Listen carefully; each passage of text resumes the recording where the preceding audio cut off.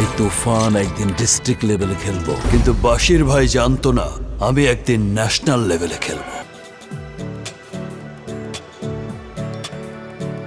খুবই ভালো লাগছে, অনেক সুন্দর, মানে বেস্ট বেস্ট। শাকিব খানের বাকি দুইটা যে লাস্ট গেল ওই দুটা থেকে এইটা best. One of the best movie for Shakib Khan, best of luck Shakib Khan.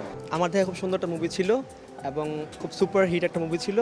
I think this is the best movie in Bangladesh at this time. KGF এর বাজেট হচ্ছে 100 কোটি, তো 10 কোটি বাজেটের মধ্যে যদি আমরা 100 কোটি বাজেটের ফিল পাই তাহলে ভালো না? এটাই আমাদের থেকে অনেক ভালো লাগছে।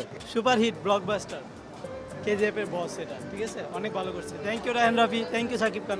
সালামু আলাইকুম বন্ধুরা, নিউজ বিডি 24 শাহরিয়া চ্যানেলে আপনাদের সবাইকে স্বাগত। তুফান নামের সাথে কাজের মিল রেখে তুফানের গতিতে সামনের দিকে এগিয়ে যাচ্ছে। যারা সাকিবিয়ান আছেন অবশ্যই চ্যানেলে সাবস্ক্রাইব করে যাবেন।